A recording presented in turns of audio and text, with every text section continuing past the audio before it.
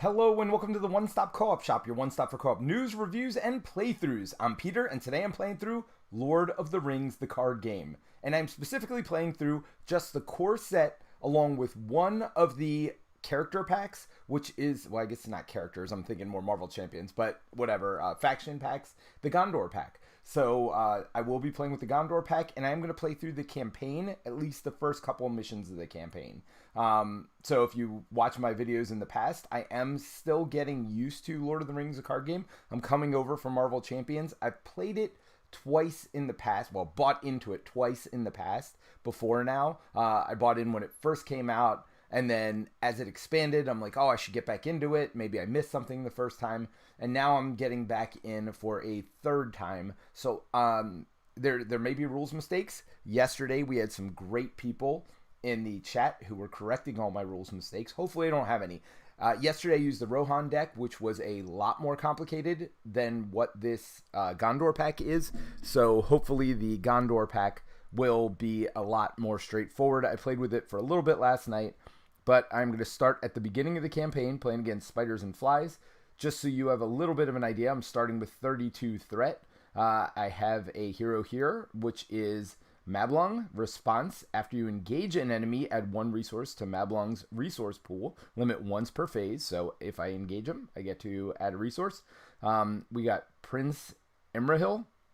Response: after a character leaves play, ready Prince Imrahil, again, limited once per phase. So that's what this deck is a lot about. It's about getting a lot of allies out, chumping them, killing them, so that way you can get some good attacks with Imrahil over here. And Boromir, who's another one. While Boromir has at least one resource in his resource pool, all Gondor allies, now again, just allies, get +1 to their attack. And then there's some other things also that will help Gondor allies with their questing as well. So let's go ahead and draw up. Well, let's talk about the scenario a little bit. You'll notice we do have another objective ally, is what it's called, a Sylvian Scout, Mendor here, who's going to start and play with us. And that is because we are playing through the campaign. Oops. I just oversaved my camera angles. No! See? Where are we? All right. So let's come over here. And now we will resave our camera one. All right. So this is, and I apologize again for the poor quality of these card scans. I will do better in the future. You are playing campaign mode. Set up, put Mendor into play, so we get him. If Mendor leaves play, the players lose the game. King Thranduil has assigned a guide, Mendor, to assist you in your passage through Mirkwood Forest. All right. So that is it for the first mission. We just get that. We are playing through Flies and Spiders, which is the first part of this. You're traveling through Mirkwood Forest, carrying an urgent message from King Thranduil to the Lady Galadriel of Lorien. As you move along the dark trail, the spiders gather around you. Setup: search the encounter deck for a copy of the Forest Spider and a copy of the Old Forest Road. Add them to the staging area. Yes and yes. Then shuffle the encounter deck. Boom, boom, boom. Then we're going to flip this over. We need 8 to get past this. We need to get 8 points of questing. The nastiest thing they saw were the cobwebs. Dark, dense cobwebs with threads extraordinarily thick, often stretched from tree to tree, or tangled in the lower branches on either side of them. There were none stretched across the path, but whether because some magic kept it clear, or for what other reason, they could not guess. So, you're going through Mirkwood Forest here with a bunch of spiders, including a forest spider that is already in your immediate vicinity. And then you could also kind of go off on this old forest path as a location you can travel to right from the beginning. So I will start. So the threat is 2 on the spiders and 1 on the Old Forest Road for a total of 3. And again, I'm not going to go through every rule specifically, but if you do have questions, please feel free to ask. I'd love to answer them. I am no expert myself, but I would certainly do my best to help out in any way I can to for people who are even newer than I am to the game. All right, so we are going to actually save this as camera 2 now. Perfect. All right, so the first thing we do is draw up 6 cards at the beginning of the game, and we can get 1 mulligan if we want. Pillars of the Kings, you could set your threat to 40. It starts at 32, so it's fairly high already. You'll see that there are a lot of cards in this deck that want it to be high. I got 2 Gandalfs, which are 5 cost cards. I got another 5 cost card here. Lower the cost by 1 for every Gondor ally you have in play. Attached to a Gondor hero. So this is like the only good thing I have. Well, that's not true. I got this one as well. The Squire, after Squire, the Citadel leaves play, add 1 resource to a Gondor hero. So leaves play. Yeah, so after he's defeated, you get to add a resource to a Gondor hero. This is a really good card. While attached hero has at least 1 resource in its pool, Gondor characters get +1 to their questing. So this is the only non-Gondor character I have, but starting with, well, I guess Gandalf isn't Gondor either. But no. And I just realized, let me change my color so I'm actually sitting in the right seat here. Let's go ahead and gather these cards. Oh, that's actually a good idea for picking random cards out. But let's go ahead and gather these and do this. And we're going to draw 6 new ones and hopefully, attached to a hero, noble hero, 1 per hero. Attached hero gets +1 attack, +2 instead if threat is 40 or higher. We got some red cards here, including this event. Ready defending Gondor character. The character gets +1 attack till the end of the phase. So we've got this. 4 defense. Real good Gondor warrior, or at least good defensively. Got another Gondor warrior here.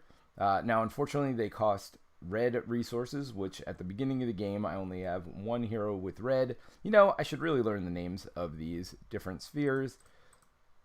Oh, they're on the bottom here. So, the different spheres. Red is tactics, and then I also have leadership. So, tactics and leadership are the 2 spheres I have. Unfortunately, I only have 1 tactics hero, and a lot of these cards are tactics here. But I have at least, well, I have 1 neutral, and I have 1 that is specifically leadership. So, the neutral one, after Envoy enters play, add a resource to a Gondor or Noble hero's resource pool.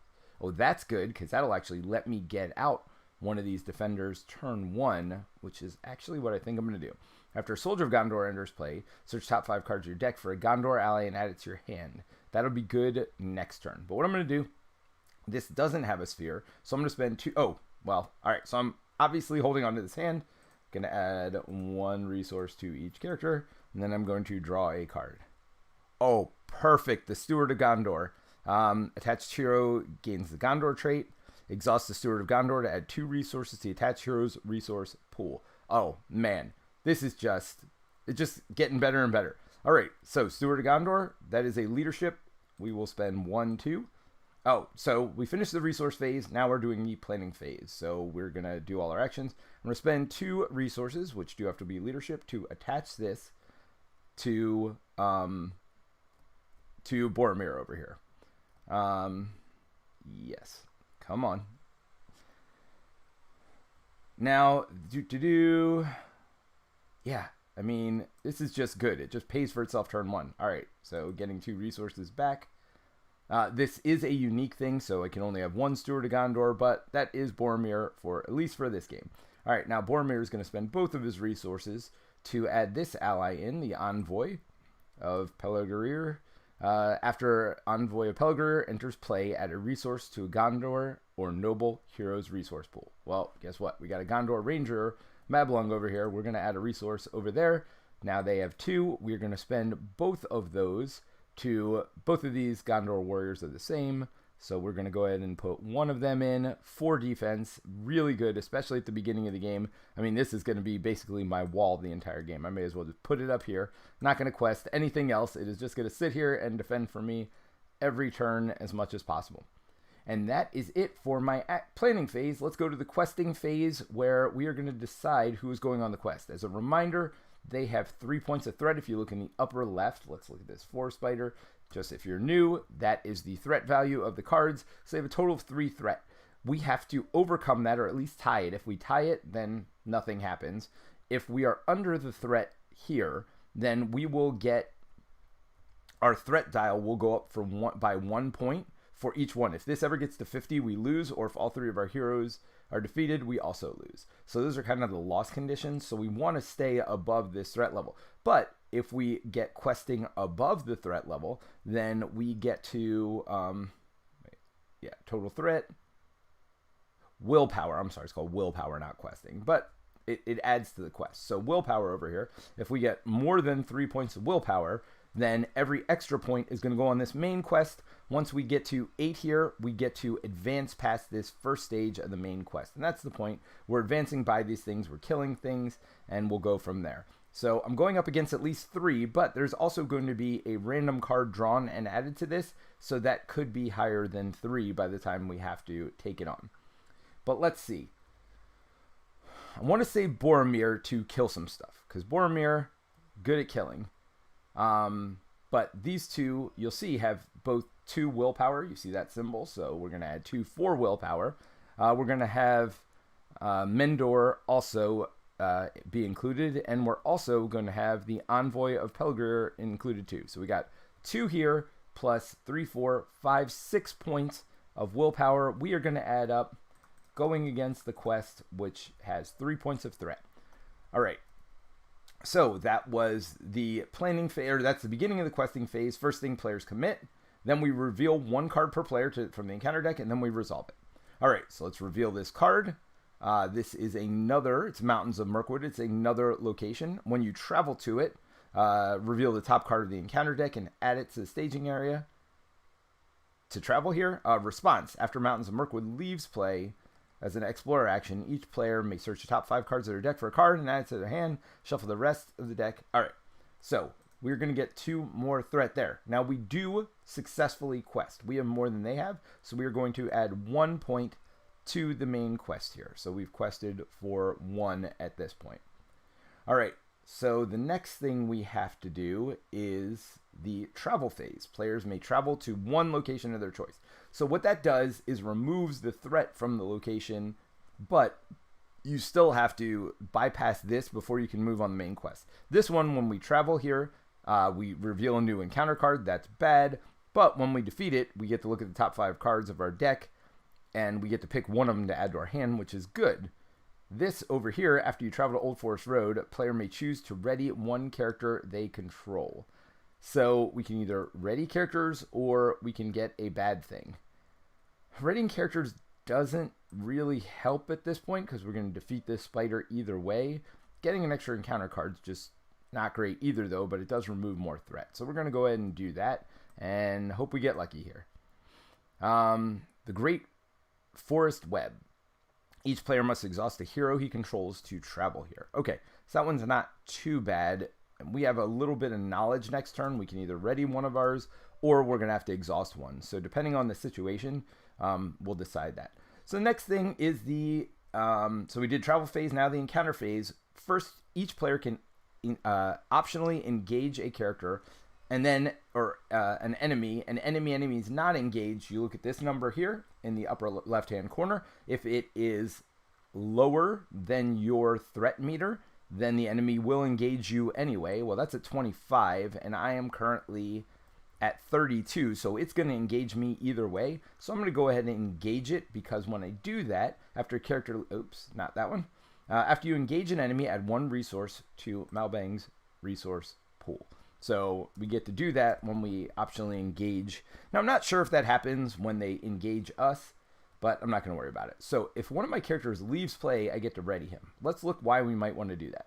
So this spider here has 1 defense and 4 life. So we need to do 5 total damage to defeat that character. And now I see why I would have wanted to ready somebody. All right. So unfortunately, I'm only going to be able to do 3 damage here with Boromir. And then this would be 1 more before, but with that defense. So I actually needed to ready this character here, but unfortunately I can't defend with any of these characters. But I'm going to defend here. I'm defending for 4. Then, so let's go over the combat. So encounters, we engage them. Then you deal each character a shadow card, and this is going to affect their attack or something else that happens.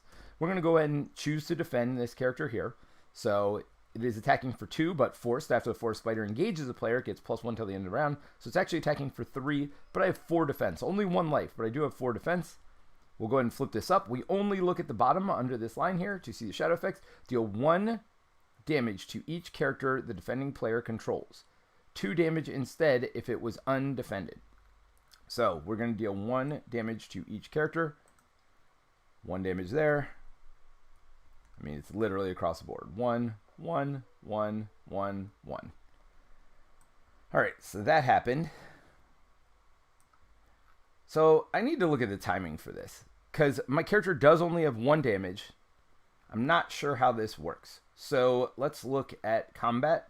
Exhaust any defender. Yep. Resolve the shadow effect, if any. So we resolve it.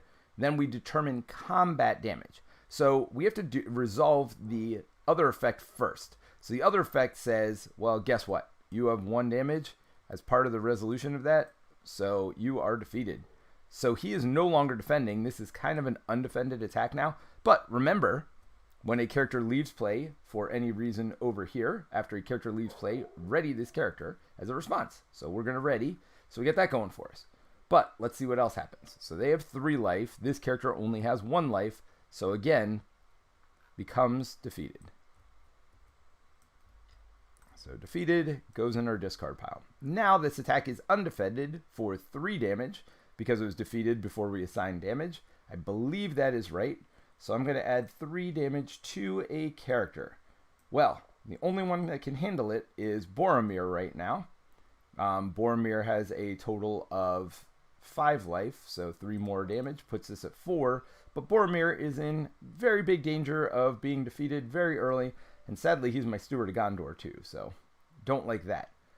But let's see. All right, so now they got their turn at combat, so now we get to attack. We get to declare attackers. These 2 are going to attack together. So it's 3 attack, 6 attack. So again, if you look at this little symbol here with the axes, that's our attack value. They each attack for 3 for a total of 6. If they had attacked individually, the first point would be blocked by the armor, then 2 more would go through, then again blocked by the armor, 2 more would go through. That would still defeat it, but now since it's 6, we actually get 5 points of damage through because the armor is only blocking 1 of them.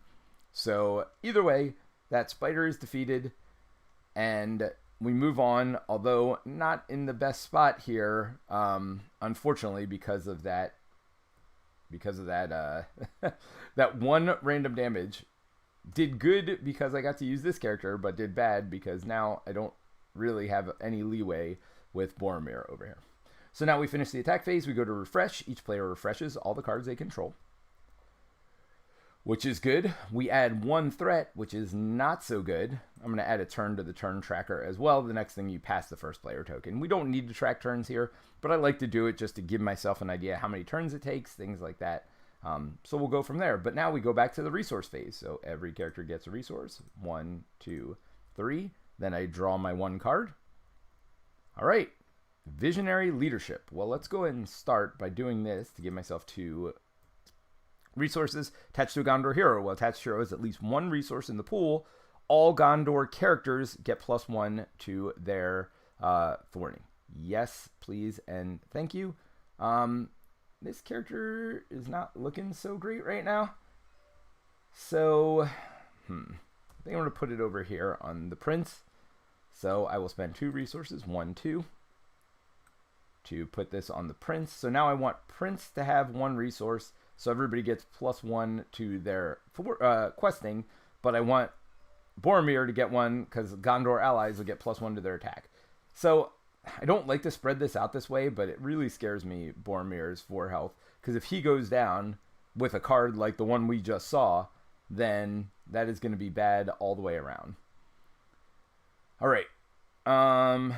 So let's go ahead and see. After Soldier of Gondor enter, well, we have 2 resources here. So let's go ahead and spend these on this Gondor defender over here.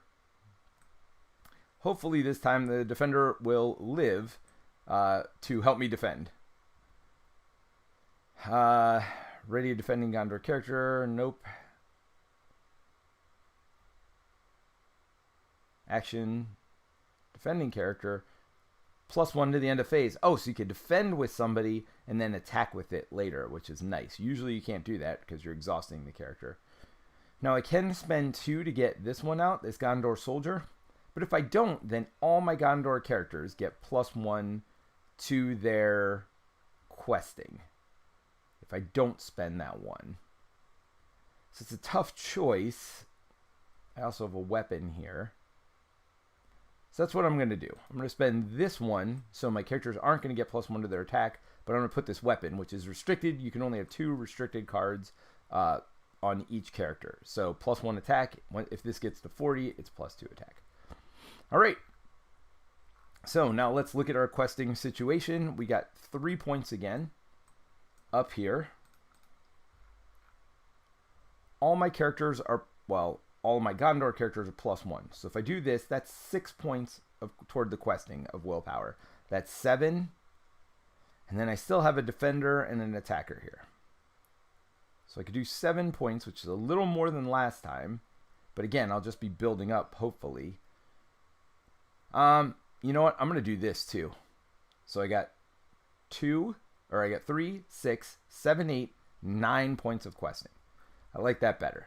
So I'm going to, or 9 points of willpower. I'm going to do that against 3. Let's go ahead and look at the next location. Necromancer's Pass. So it gets +3. So the good news is that that this is at 6, we're at 9, so we do 3 points of questing. All 3 of those points are going to go over here. 1, 2, 3. We did successfully quest. That gets rid of this. If there were any extra points, they would go on the main quest.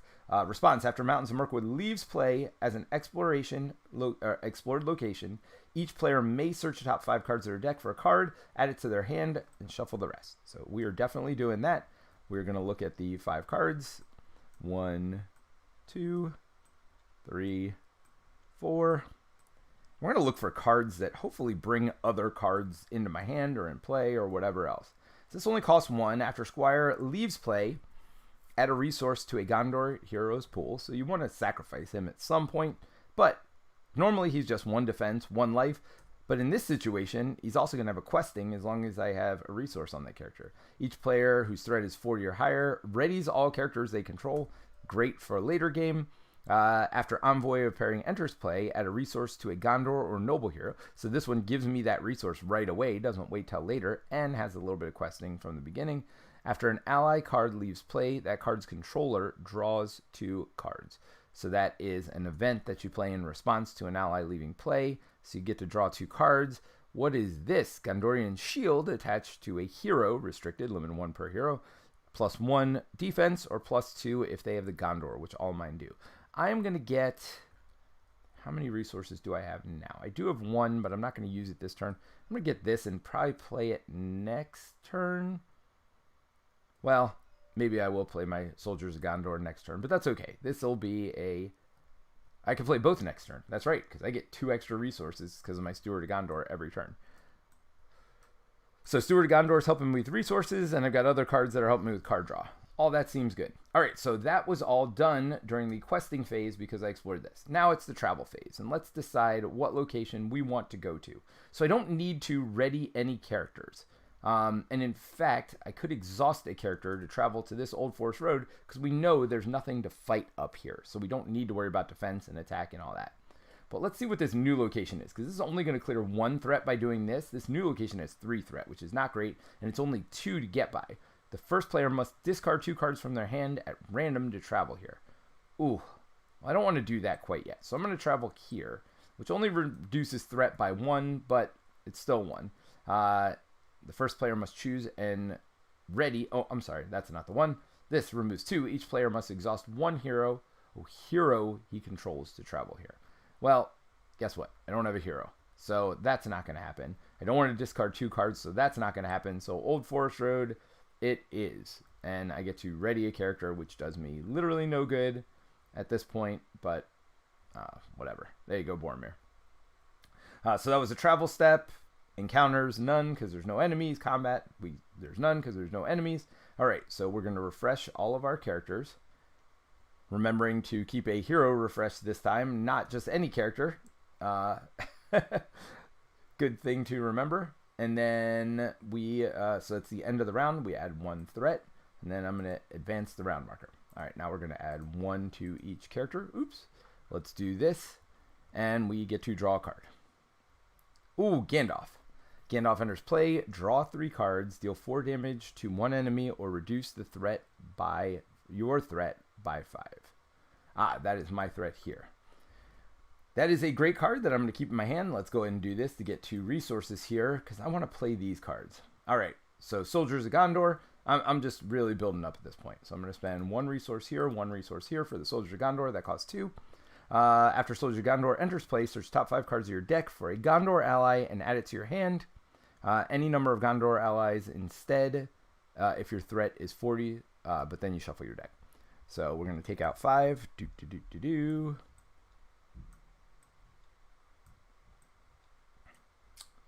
Now, I don't have a lot of uses for my red resources, and when I get to get more, so maybe this is the Gondor ally I have. Sentinel, which means they can block for other players, which is no use in single player. But after Gondorian Spearman is declared as a defender, they just do an automatic damage. That seems pretty good. Heir of Mandrill, attached to a noble hero. After attached hero gains any number of resources from a card effect, exhaust it to ready the attached hero. Any number of resources from a card effect, which I assume this is a card effect. So I could just ready. But that means I'd have to hold off on getting those resources till later. This one might be good. After you engage an enemy, add a resource. Attach enemy gains any number of resources. So that seems good. I do want Gondor allies also, though. Oh, this is a 4-coster, which I do not have enough for, but this is Faramir. Choose a player. Each character controlled by that player gets +1. So again, when I have a lot of allies out, that is really good. I could get this. Gondorian Shield, again, for defense. Which one's this? After an ally leaves play, draw 2 cards. I'm going to get this. The Heir of Mandrill. Because then I don't necessarily have to leave that many defenders. Because when I engage an enemy, I'll be able to ready him right away. Now, it's only 2 damage, but he also has 2 defense, so he could be my blocker for the turn. So yeah, I'm going to do that.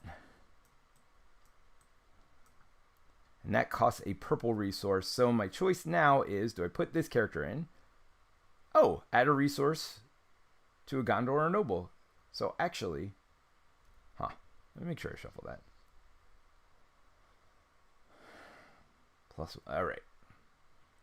So here's what I'm going to do. I'm going to spend 2, 1, 2. And then I'm going to go ahead and put this Envoy in. This Envoy says, after Envoy enters play, add a resource to a Gondor. So we'll put that right back over here. And then we'll put the Heir of Mandrill. It's got to be a Noble. Nope, that's a Ranger. So that doesn't work. We got this character here is Noble, and this character here is Noble.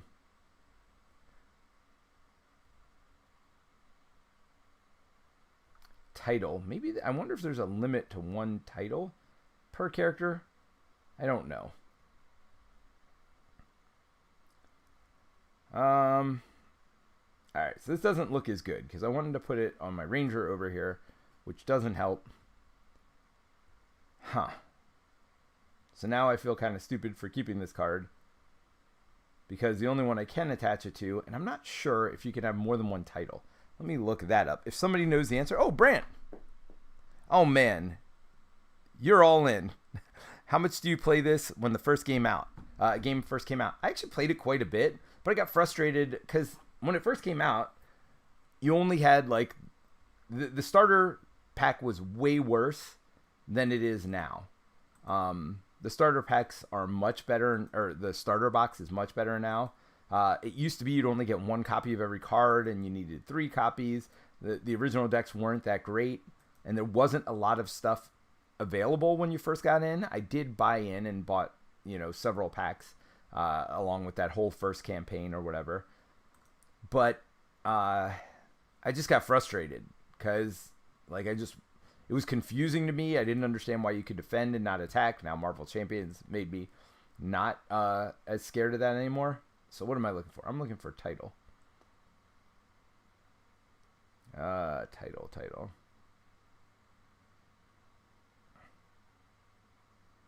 All right, I don't see title here. So I don't see anything that says it's like restricted. Like restricted means restricted. So I guess I could put it on Boromir. And then when I use the Steward of Gondor, I can ready Boromir. But that would require me holding out on using this. It's an action, so I can use it during any action window. Which if you look here, there's tons of action windows. But after attached hero gains a number of resources from any card effect, exhaust it to ready the attached hero. I mean, Boromir is going to be my best option, and maybe I just hold off on those resources till the next turn. So I'm going to go ahead and spend 1 resource to put this in play now. So I'll have it for the future. Although I guess I don't need it this turn, but I don't want to randomly discard it when I travel. Maybe I just get rid of Gandalf and behind the strong walls when I travel. Because that's going to, if I travel to this location, that's what's going to happen. All right, so let's see how much threats here. We have 4 on the board. Wait, is that right? 3, 4, 5 on the board. I apologize.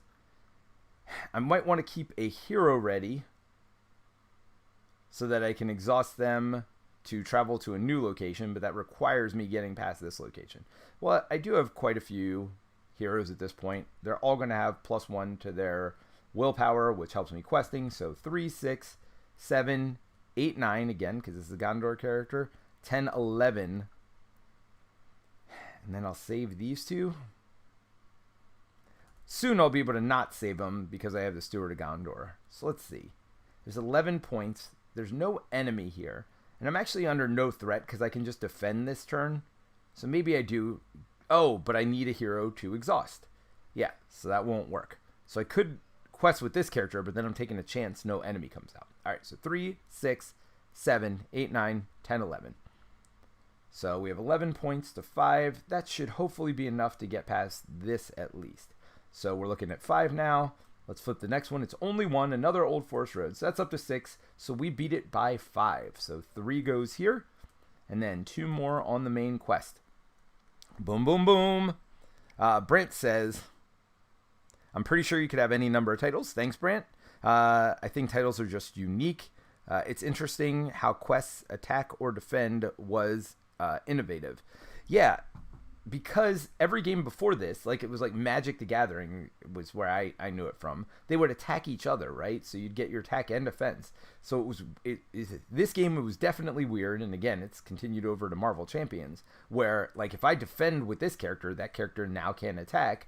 I have to attack with a different character. Now they've done things, you know, where you can ready your characters or whatnot, which have changed that so you can attack and defense. I mean, I've learned to kind of look past it more than anything. I don't know that I still 100% buy into that is the ideal way to do things, but you know, if a character is defending for their lives, that means they're not strong enough to also attack, I guess. And then another character has to come in and like blindside them. I don't know. That part's still a little weird to me, but it's still, you know, I still, you kind of just get past it when you get to playing these games. So I'm going to go to the Stronghold first player. Oh, no, I'm not. I'm going to go to this one. Stronghold's adding 3, but each player must exhaust a hero they control to travel here. That gives me a chance to play Gandalf next turn, which does make me happy. But that also means I won't be able to ready my character, but that's fine. All right, each player must exhaust a hero they control to travel here. So we're going to do that. We're going to exhaust a hero to travel. We're still sitting on this. Still nothing to engage. Still no combat. So let's refresh everything up. Boom, boom, boom. And then we are going to add 1 to our threat when the TTS mod stops cycling. And then that's it. That's going to be the end of the round. Now, beginning of the next round, we are going to add 1 resource to each character. We are going to draw a card. After an ally card leaves play, that card's controller draws 2 cards. Not bad, especially with Gandalf in hand. So I am going to use the Steward of Gondor right now to get those 2 resources, which means I don't get the free ready on Boromir from his title here, but that's fine. Let's go ahead before we get to the planning phase proper and figure out how much threat we're going to have. We're going to have a total of 4 on the board, and then we need to get past 2 to get past this location. So again, I'd love to just add as many characters as possible. I'm going to put Gandalf into play because I feel like that's what you do. 1, 2, 3. Ready, defending character. Yeah, why not? 4, 5. All right. So that is 5 to put Gandalf into play.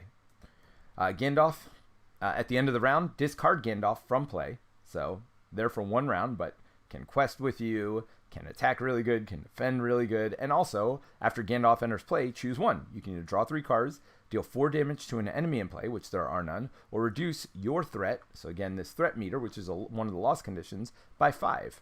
But I'm going to choose to draw 3 cards. Alright, another Steward of Gondor, which I don't need. Another Visionary Leadership, which I don't need, at least currently. That doesn't mean I won't need them, but they are both unique. So you see next to the name, they got that little symbol next to the name. That means they are unique, this little symbol up here. So I can only have 1 in play at a time, so hopefully those are the 2 cards I randomly discard. Because I'd really like to keep the Ship Captain, just because, again, more Gondor characters out means more threat removal for me. But now we are at our portion of the questing phase. Since I have a resource here, all my Gondor characters get. So let's do the non-Gondor characters that are questing first. We got 5 points of questing there. We're going to do 6, 7, 8, 9, 10, 11, 12, 13, 14, 15 points of willpower toward the quest. So we are going all in. There's 4 against us. We're putting 15 in. Now we get to flip a card up, and let's see if there's any more comments out there.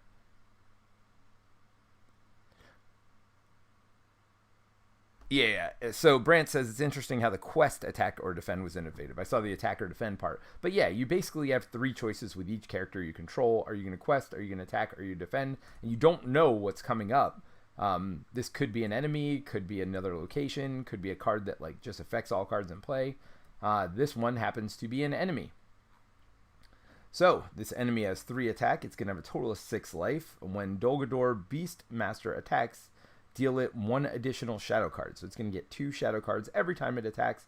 It does add 2 threat. That's the more important part here. So it's 6 to my 15. I defeat it by 9. The first 2 are going to go here, which means 7 more on the main quest. 1, 2, 3, 4, 5, 6, 7. Then we check the quest progress. We have 10 to its 8. So we do go past this first stage of the quest. So this is defeated. Boink.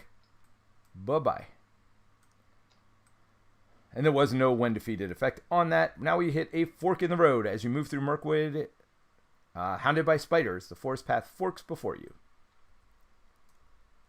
Unsure of what lies ahead, but spurred by the urgency of your message, you choose a path and proceed. Forced. When you defeat this stage, proceed to one of the 2 chosen a path stages at random. So there are 2 stage 3As under here. We're going to go one of them at random when we defeat it, and there's only 2 points required to defeat it. So now we're at the travel phase. Let's think about this. After you travel to Old Forest Road, the first player chooses and readies a character they control. That is what I'm going to do. It only removes 1 threat, but I'm not too worried about it. I'm questing for a lot right now, so I'm not going to worry about it too much. But I do get to ready a character, and that's going to be important to help me defeat this enemy. So my threat is 35. This enemy is going to attack anybody with a threat of at least 35. So they're definitely going to attack me this round. So what I have to decide is, do I optionally engage it? Which I do, because that is going to give me a resource. If you remember here, after you engage an enemy, add 1 resource to your resource pool. Now again, I'm not sure if that works. If they engage me, it doesn't matter. I'm just going to optionally engage it. It would have engaged me anyway, so it literally makes no difference. So something else I have to think about here. Do I defend with this character? They're getting 2 cards. If they get another card, which basically deals damage to me, I am in trouble. Because that means it's undefended damage, it's going to do its 3 damage, and I don't get to defend. Now I could choose to defend with this character, which means I get 2 shields no matter what. Which means I will definitely defend enough. So between these 2 characters, I only have a total of 4 attack. Which this character has a shield and 5 attack. Yeah, so the question is, do I care about Mablung enough to keep them around? I mean, the odds of me getting one that's going to be automatic damage are very low. So I'm going to go ahead and defend. And defend over here. I mean, they have 4 defense. Should be able to defend this 3 attack. Even if they get 2+1s, that's fine. I'm not too worried about that. It just can't poke it first. is the real negative. This card has no shadow effect on the bottom, and this one has a line, so there is a shadow effect. Defending player must choose and discard one attachment he controls. Oh, I just realized I had this Valiant Sword here, which... The question is, do I just get rid of something? I already have another one in my hand, like the Visionary Leadership. You don't need it right now, and I can just play it again next turn. Steward of Gondor, it's literally the same thing. I can just play it again next turn. When do I defeat? After Gandalf enters play at the end of the round. So Gandalf doesn't leave till the end of the round. All right. So I got to get rid of... I'm going to get rid of the Valiant Leadership, even though it is... Or do I just get rid of the one attack? Do I care about the Valiant Sword? Puts my attack to 4. It actually would have been 5, which still wouldn't have been enough to kill it. You know what? Of all the things I have, yes, I understand I have more of those other cards in my hand. But I just don't care that much about the +1 attack. Watch. In 2 seconds, I'm going to care. But right now, I don't. So I'm attacking for 3/6. Which is 1 + 5, gets rid of this enemy. So, boom, boom, boom. Enemy defeated.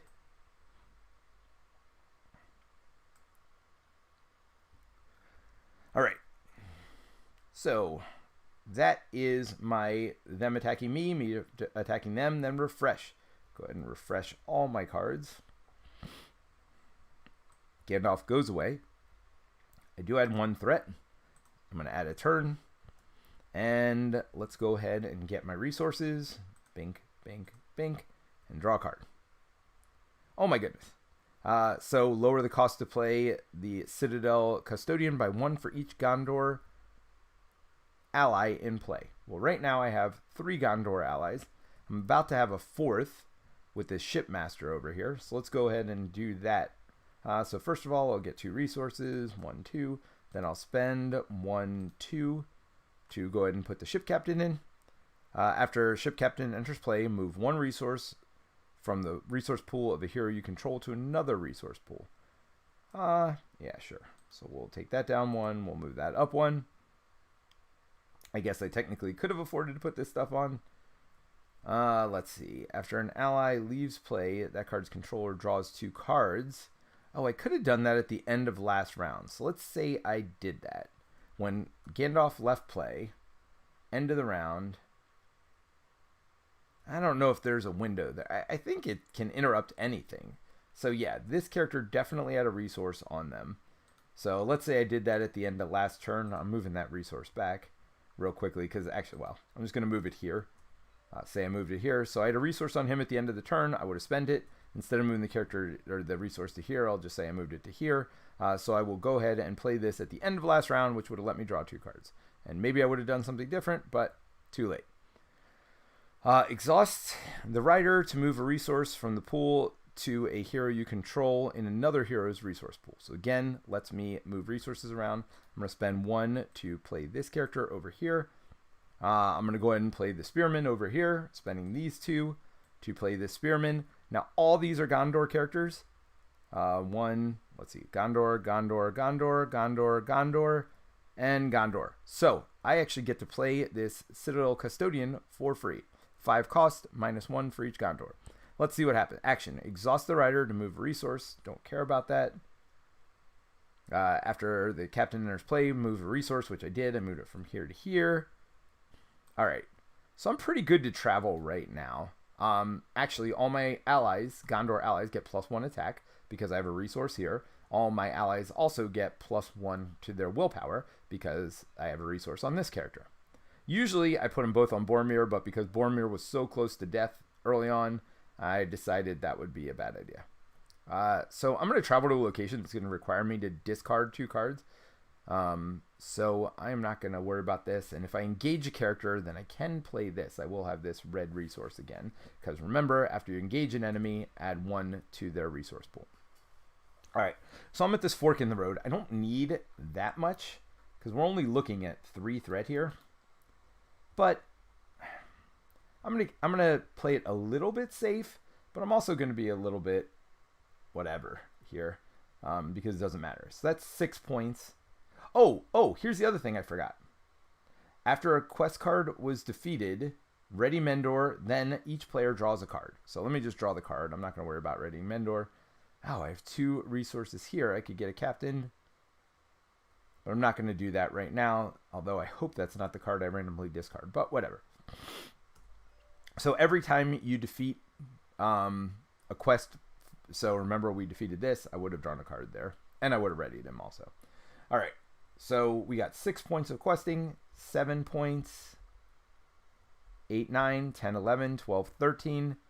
And I'll save these 3 characters. We'll just do those 13 points of questing. Because again, I only need to get by 3 and 2, 5 total. So I just need to beat it by 5. So let's go ahead and draw a card, flip it up. And anything below the line we ignore, but there's going to be 3 here. 1, 2, 3. So up to 6, but we'd be defeated by 7. So 3 of that 7 goes here. That means 4 left. 4 on the main quest. And we got this stupid Goblin Orc, which is a 3 attack with 3 life. So not too bad. All right. So we are going to go to our travel step. First player must discard 2 cards from their hand at random to travel here. All right, let's go ahead and get Steward of Gondor and Visionary Leadership, shall we? That would not be random if I chose them.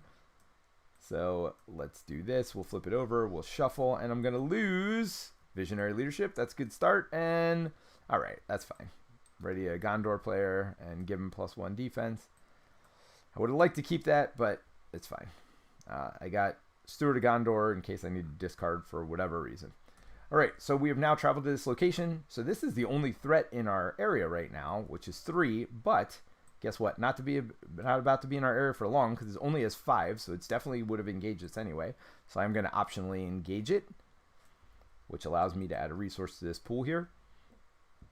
And we are to the fighting step. For the first thing in the fighting step we do is add shadow cards. We do not add shadow cards at any point after now, unless it's a character that says otherwise, basically. We're going to defend with this character. We got 4 defense against their 3 attack. Ooh, there is a shadow effect. Choose and discard 1 attachment from the defending character. If this attack is undefended, discard all attachments. Oh, says the defending character? Okay, well this character has no attachments, so that's a whole lot of nothing. But that is a cautionary tale, I guess, not to defend with your heroes, if you can help it. So we got a defender over here, which is great. So defense for 3, that's fine. We attack for 3.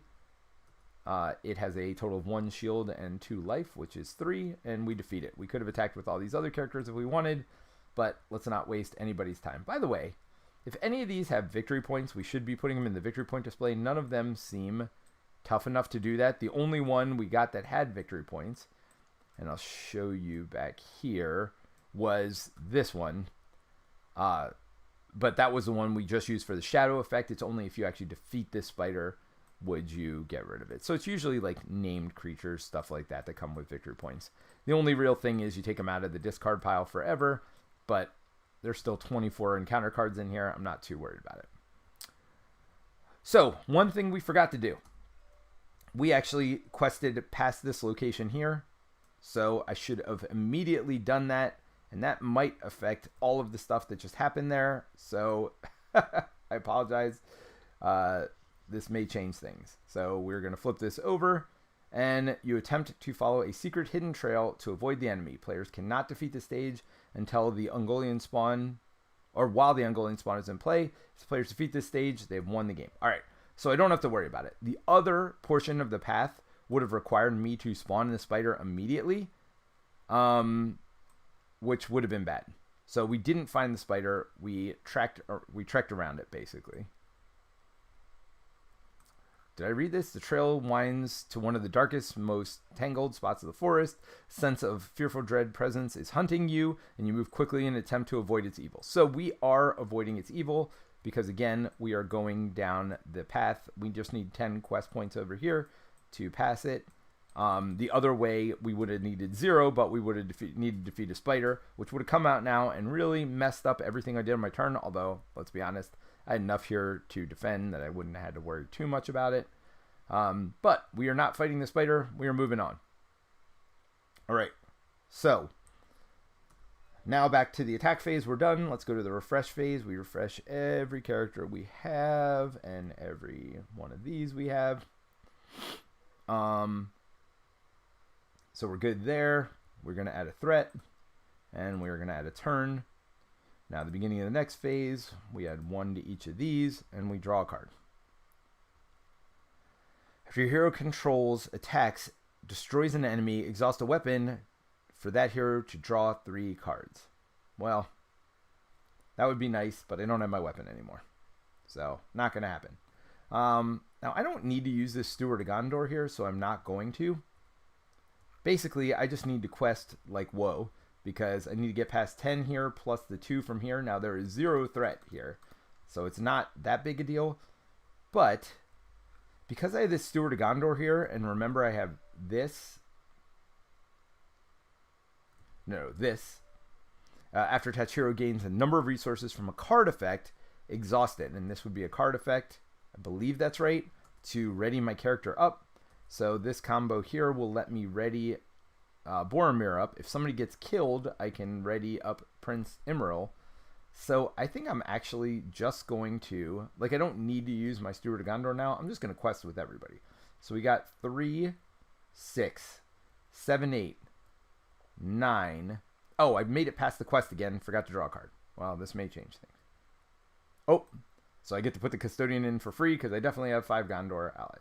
So let's start again. 3, 6, 7, 8, 9, 10, 11, 12, 13, 14, 15, 16, 17, 18, 19. And I'll leave these characters unexhausted. I have 19 points going toward the quest.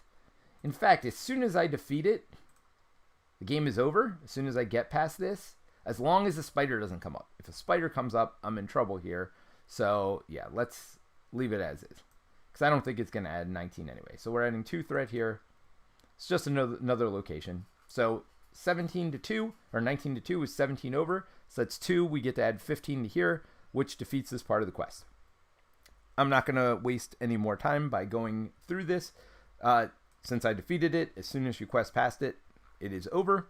So let's flip over this and see what happens at the end of the quest. Resolution. Each player earns 1 copy of Mendor's support boon. Add the earned cards to the campaign pool. So you'd write this down, but we're going to get Mendor's support over here, which is a 0-cost card that goes into your deck. Only 1 copy of it can be played each round. Mendor gets +2, +2, +2 till the end of the round. So it makes Mendor more useful. If stage 3B was Bjorn's Path, which it is, add the Urgan Swarm Burden card to the campaign pool. So again, this Swarm is now going to be added to the campaign, which will be added to the enemy deck at the beginning of the next mission. And let's go ahead and move on to that next mission and see what happens. All right, so games. And if anybody has any questions, any comments, let's go ahead and handle that now while I'm between games, because that is the best time to talk. And I'm going to drink.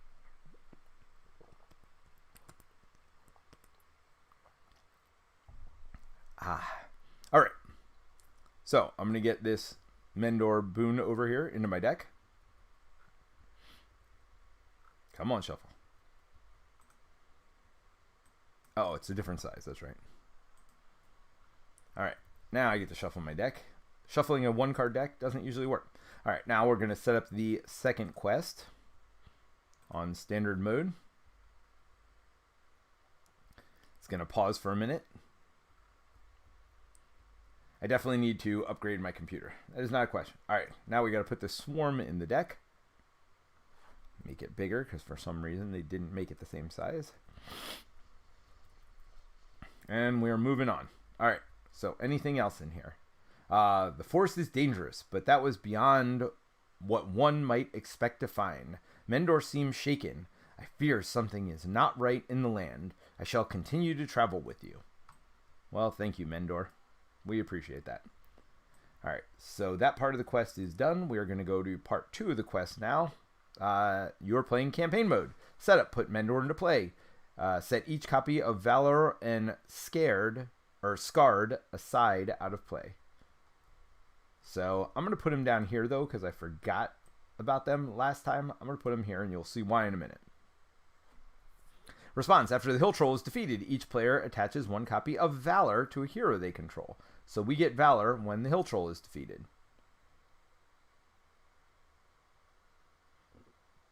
Force response. After each character after a character is destroyed by the hill troll, each player attaches 1 set-aside copy of Scarred to a hero they control. Limit once per game. So again, if they defeat one of our characters, we get Scarred. If we defeat one of their characters, or if we defeat the hill troll, we get Valor. All right, and that's it. If Mendor leaves play, the players lose the game. Let's make this big. Put it off to the side here. This will be our what happens afterward, because I was spoiler alert. If you watched yesterday, did not defeat it. So there we go. So we're going to the river. Emerging from Mirkwood Forest with an urgent message for Lady Galadriel, you must now make your way south along the Anduin River. In order to reach the forest of Lorien, as you leave the forest behind, you notice that you are being pursued and thus quicken your pace. Setup. Each player reveals 1 card from the top of the encounter deck and adds it to the staging area. Boom. We got some Dol Guldur orcs. Then we flip this over, and we need 8 points of questing to get past it. As you approach the location of a small raft stashed on the riverbank, a fearsome hill troll emerges from behind a group of rocks and attacks. When revealed, search the encounter deck for 1 hill troll, if it's not already in play, and place it in the staging area. Shuffle the encounter deck. Players cannot defeat the stage while the hill troll is alive. So even if we get past the 8, if there is a hill troll in play, then guess what? We don't get to go by it. Those are orcs. That's an orc chieftain. Those are birds. Does anything look like an orc from far away? No. That's not even an enemy. No. No. That does not. Ah, here's the old troll. Yeah. Nasty. Nasty card. 9 life, 3 armor, 6 attack. Only 1 toward the threat, but it only requires 30 to attack us, which guess what? I have at the beginning of the game. So yeah, it's coming right down the chute right after us with its 6 attack, and excess damage dealt by the hill troll damage that is remaining beyond the hit points of the character attacks must be assigned as an increase to your threat. Mutton yesterday, mutton today, and blimey if it don't look like mutton again tomorrow. Now it does have a victory, which is good, but what's not good is it's going to attack us, and it's going to be very bad.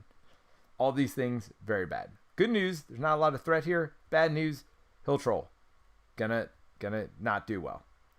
All right, so with all that being said, I don't know if I was supposed to do that before or after, but I did it before, so whatever. I'm going to need lots of defenders here. Warrior, where your threat is 40 or higher, gets +2 attack. Does not exhaust a quest. Oh, let's look at how much damage. Oh my god, 9. That's just... Alright, this one only requires 3. So, but for every time I defeat... so the first time it defeats a character, I get this. And then after your character you control is destroyed, raise your threat by 1. So for each character destroyed, which is going to happen, obviously. So I got this defender here, but that 5 defense isn't even going to help. Well, it'll help a little bit, I guess. I do have Gandalf. I can't get to 5 resources turn 1, though, unless I get a Steward of Gondor. I got an Envoy over here, which requires any type of resources. After Envoy enters play, add a resource. All right, so I can get 2 allies here on turn 1. I mean, that's what you got to do, right? All right, I'm going to keep this starting hand. It looks good to me. 1, 2, 3 resources. And I'm going to draw a card.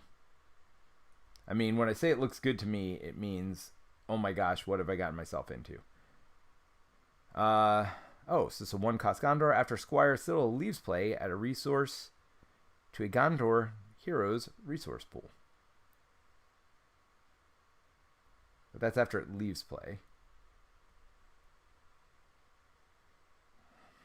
Yeah. Yeah, none of this is good. Like, the only good news is I'm going to get several characters in this turn. Let's see. I don't know about several, but... So I'll put this one in. Cost me 2. And it does not have a sphere associated with it, so I'm going to spend these 2 to put this ally into play, which gives me a resource back. And then actually, I'm going to put this character into play. So this only cost me 1. And the reason I'm doing that is if I leave a resource on him, now all my Gondor allies get +1 attack, which will only be this ally, to be fair, but I'm working on it. Yeah, I mean, I'm just going to have to take some punches to the face here. So if I leave all my characters unexhausted, I quest literally 0, then this character is going to defend. Or no, this character defends.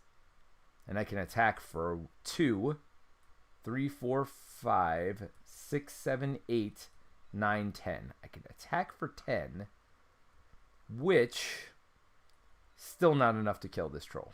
I need 12. But it'll put me on the right path. I could do 3 here and 7 here, which still puts it 4 down that path. I think that's what I'm going to have to do. I am just going to let this quest go. I am not worried about all this bad stuff here. I'm just going to take it. It's going to be bad, actually. Hold on. I mean, that lets this character get +2 attack. Huh.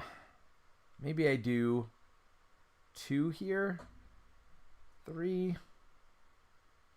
So again, I got 3, 6, 7, 8, 9, 10, 11. I'm sorry, I got 11. I'm literally 1 short.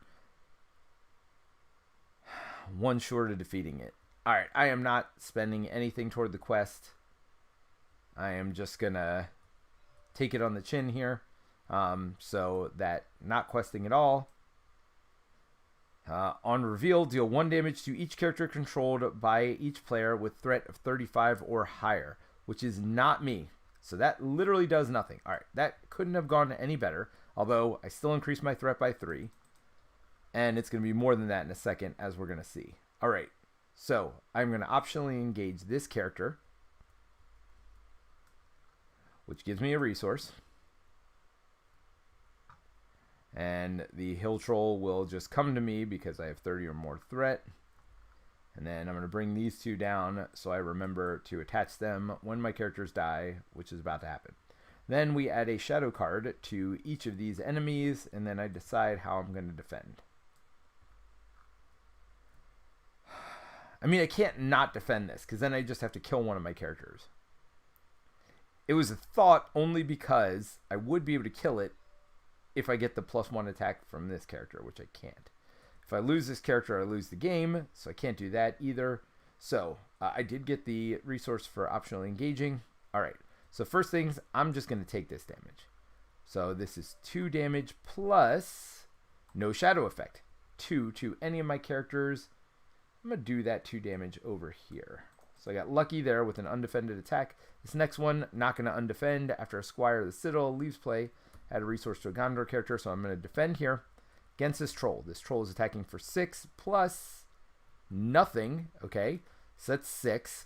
So 2 of that damage goes here. 1 for the armor, 1 for the life. So that's 4 excess damage. Oh, I could have defended the first one because I knew a character was leaving play. So let's pretend I was smarter and I defended this first one because I knew a character was leaving play. So when that character leaves play, I get to ready. So I would have defended both points of damage there. Sorry, I'm definitely cheating. But, come on. I would have figured that out had I been smarter. So I defended this attack. Did nothing. Character left play. Did nothing here. So actually, I may leave this character in play. Because if I do 11 to it, and I get lucky and get like one of those Defenders of Gondor, whatever, that do 1 damage when they attack, then I can just defeat that one without doing anything. So, yeah, I think maybe I don't defeat the troll. The orcs, because again, I'm going to lose a character, so this character will be able to ready next turn. Yeah. Oh, I'm sorry. There were 4 extra points of damage, so we have to increase our threat by 4, which is not great. I need Gandalf to lower my threat, please. And thank you.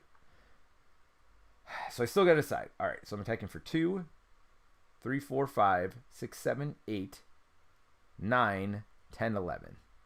So the question is, do I do all 11 here or do I do 3? I'm going to do 3. Even though I have a defender, that just means I can quest with him instead next turn. All right, so I'm going to do 3 here. Defeats that. And then 11 minus 3 is 8. I have 8 more here, so 3 gets absorbed, which means 5 damage over here. And forced, after a character you control is destroyed, raise your threat by 1. So this goes on to one of my characters. It's permanent burden. Oh, does that mean when the character is defeated, it goes away? Sure. Well, we'll put it on this character, and maybe I'll destroy this character. And then I won't have to worry about that burden. All right. So, sorry, that was a lot on the first round, but I am learning as well. So, that was my attack. That was their attack. Let's go ahead and ready everything up. Increase our threat by 1, so we're up to 40, and we're only on round 2. Yeah, and we still got this stupid troll here, which is not great. So beginning of the next phase, we're going to add a threat to, or add a resource to each. We're going to draw a card, and I'm going to look for any chat, which there isn't. There's people out here watching, but not, it's pretty quiet. Brent says, did you play last night? Yes, I did. I played this last night. I was thinking about either this or Marvel Champions, but there's been less Lord of the Rings content. I should be getting ready for Con of Heroes, packing my stuff, but nope, didn't do it. The Gondorian deck seems to hit or miss compared to others from what I remember. I've only played it twice, both against the spiders, so it obviously wasn't the hardest mission in the world, but it does seem to be more consistent to me than the Rohan deck. Is that what you said? Because there's a lot of allies. Now, you do need one of the cards that gives you plus to your willpower, whether it's that upgrade we had last game, or there's a character that does the same thing, adds 1 willpower to all your Gondor characters. You definitely need one of those 2 things. Obviously, both would be even better to help with your willpower, to help quest. But it's not 100% necessary.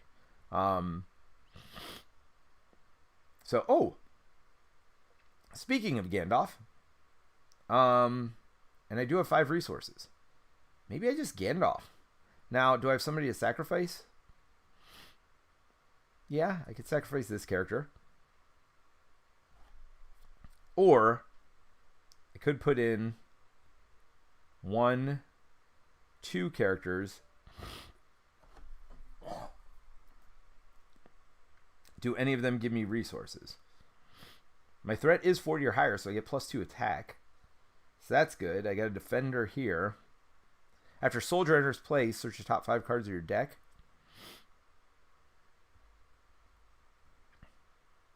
For a Gondor ally and add it to your hand. I want as much defense as possible. So I am going to put this warrior in. We're not going to do Gandalf. 1, 2 to put this warrior in. So now I have 3 Gondor. Or 2 Gondor, unfortunately. So this one gets me plus attack, which will be 3 attack, which seems good. This one gets me a card draw, which might get me another Gondor character. But you know what? I'm going to go for the sure thing here. I'm going to spend 2 to get this. Plus to my attack when my threat is 40 or higher. So the nice part is my 40 or higher thing is triggered. Gandalf is here for now, but Gandalf will probably be reducing my threat maybe next turn if I have something to optionally engage. We'll see how that works. Okay. So there is actually 0 threat up here. So let's go ahead and figure what we want to do for our questing this turn. So I need to do 3 plus 4 is 7 points of damage. So we know 3 here. We know this character is going to be our defender. So we have 3 here, actually 4 because it gets +1. So right there, that's 7 between these two characters. So these two are definitely not questing. This one, there's no point in them questing, so they're not going to. This one would be nice to quest with its 2, but I'm not going to worry about it. So we're just going to quest with these 2 over here. This one will get readied when this character gets defeated, so that's good. So we're just going to put 4 points of questing in. Actually, we'll do this one too. 5 points of questing, or willpower toward the quest. Okay, so now we draw our card. The enemy gets 2 points. So that means we do 3 toward the primary quest. When revealed, the first player chooses a character currently committed to the quest to deal 2 damage to that character. Well, alrighty. Oh, well, I am going to pull it in front of me, but I got to do 2 damage to a character first. We're going to do the safest option and do it over here. When I pull that character in front of me, I get to do this. I think I get to resolve these in the order of my choice. So yeah, I will probably do this. So they're both going to get shadow cards.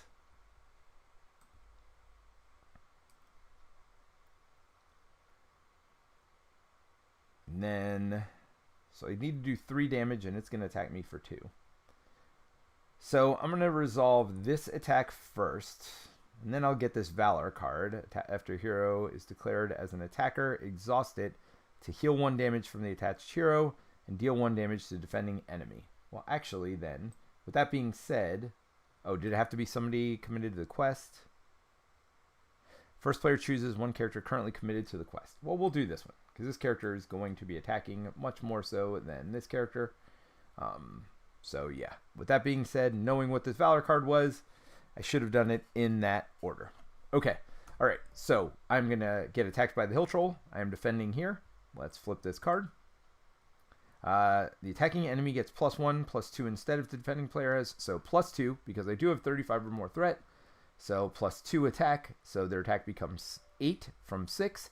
I defend 5 of it. 4 + 1 of my life is 5. So 8 - 5 is 3. So we're going to add 3 threat here. And then, because of this stupid scarred thing over here, a character you controlled is destroyed, raise threat by 1. Because this character is destroyed, but that does mean I get to ready this character here. So this character is destroyed. This says, after a character leaves play, ready Prince, which I did. Okay. So this character only does 2 points of damage. So the question is, do I defend this with this character? And then I think I could kill everybody if I do that. After Envoy enters play, add a resource. So we did that already. Yeah, so I'm doing 3 here. 4, 5, 6. So I let this go undefended. You know what? I do. 2 damage, undefended, nothing. All right, so 0 shadow effect. My turn, fellas. Oh, I do have to do 2 damage. Let's do it over here, because maybe this is where I end up putting the Valor in a second. All right. Well, Boromir has at least 1 resource in his resource pool. He does. All these characters get +1 to their attack. So we're looking at 3 attack here. Oh, 4 attack. Plus another 3 is 7. So that gets past the 3 and 4 more. So that does defeat the Hill Troll. I am an idiot. I could have defended here, which I should have. That's all right. I gambled. I get Valor on one of my characters. After attached hero is declared as an attacker, exhaust it to heal 1 damage from the attached hero and deal 1 damage to the defending enemy. So that's before or after they're declared as an attacker. That's like immediate. So I could put it here to start healing this character. Sure. Do I do that? Yeah, we'll do that. All right. So I will attack, which will immediately heal me 1 and do 1 damage here, but then I do 3 more, which 3 more definitely defeats it. So bye-bye. So we got this gone. no victory points here. This one does have a victory, though, so no more hill trolls. Well, at least that hill troll is gone. I don't know if there are more in the deck. I can't remember. But at least that one goes to the victory display and is gone. Bye-bye, hill troll. And we have no enemies in front of us, which seems good. 44 threat seems not good, but I do have Gandalf, which can reduce my threat by 5, which, guess what? That's definitely happening next turn. I see what's happening here. You're face to face with danger and it's strange. No, it's adorable. All right. So, Brant had some more comments. All right. That's the Rohan deck that's less consistent. Gondor works well. Yes. Rohan is not only less consistent. Oh, so I talked to somebody. So I'll talk about it afterward. I've been talking about buying into this game. Keep talking about it. I have some more insight for you afterwards. So stay tuned after, and we will discuss some other information I have about buying into this game, which I found out last night. And it was actually in the comments. So you can look in the comments of our last video if you just want to sneak peek ahead. All right, so let's go ahead. We've done all the attacking. Let's go to the refresh phase. Bink, bink, bink, bink, bink. You are all refreshed. Let's add 1 threat here. We're going to add a turn, and then we get to drawing resources. We'll get all those resources. Draw a card here. I mean, so the question is, do I do Gandalf here to reduce my threat, or do I just hold on to Gandalf and focus on getting some Gondor stuff out? Because I could get one of these allies out,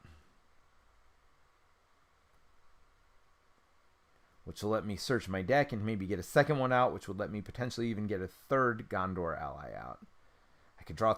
there's no way I'm drawing 3 cards. Doing 4 damage would have been smart last turn if I had noticed it. And maybe I didn't have that option.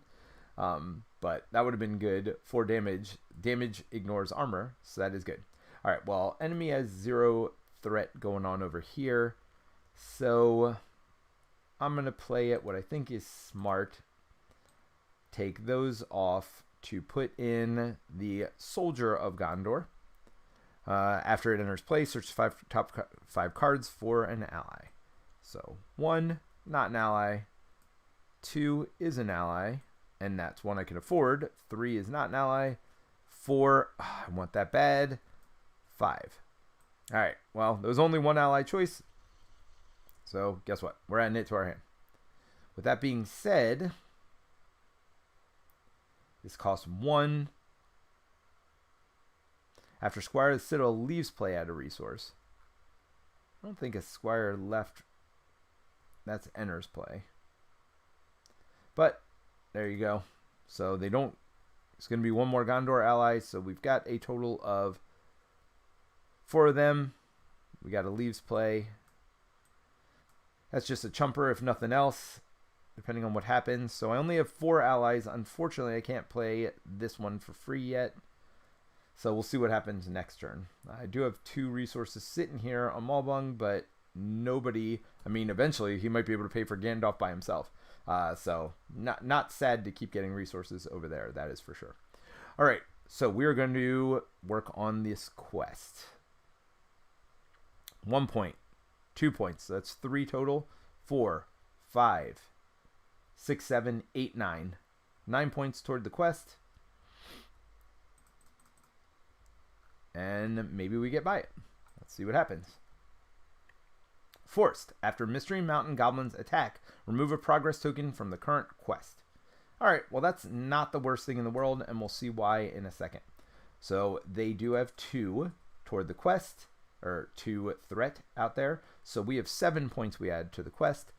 7 goes above this 8 right here. So 1, 2, 3, 4, 5, 6, 7.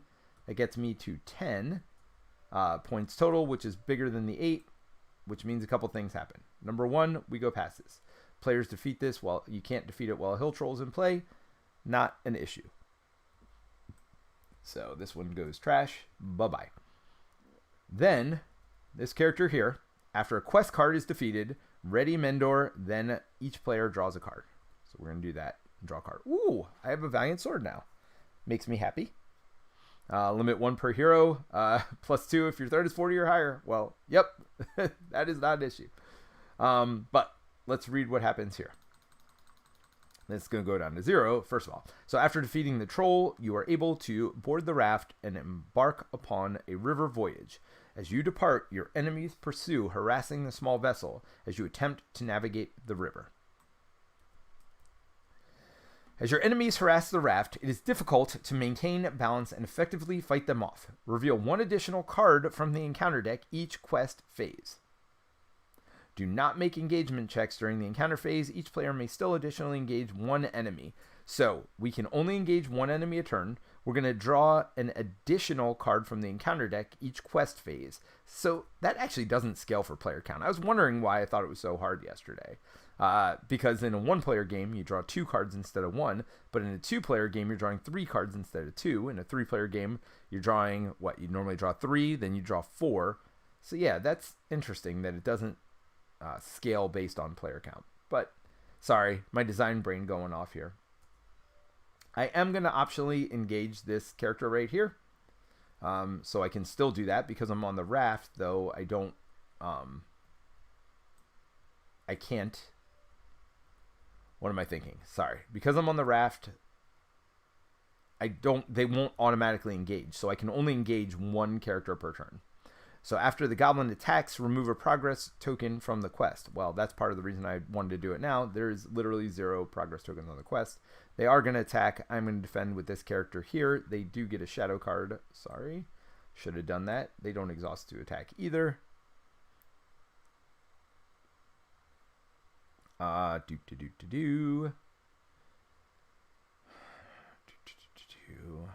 they're attacking for 2.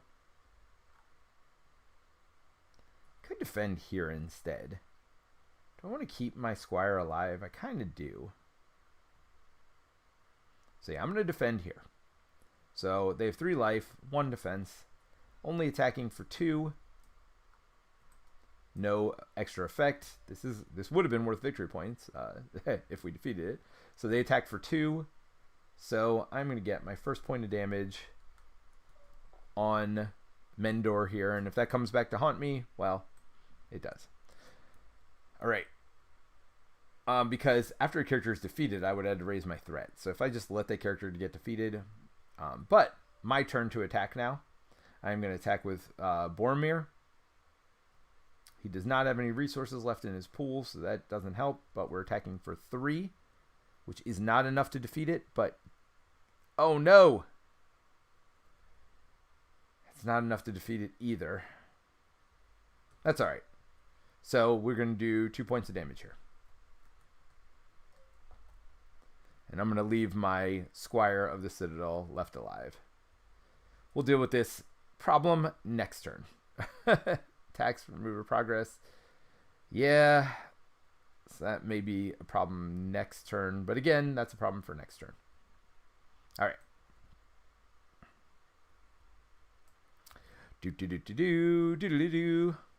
All right.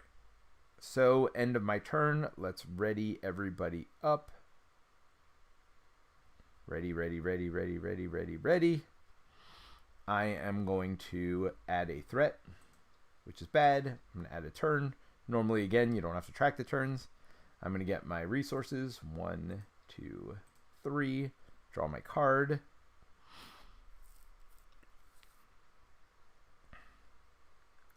All right, so we have some choices here. Gandalf is the obvious choice to reduce my threat. They are not going to optionally engage me this turn, though. So I could just keep building resources over here and pay for them later. And just continue to build out my Gondor force here.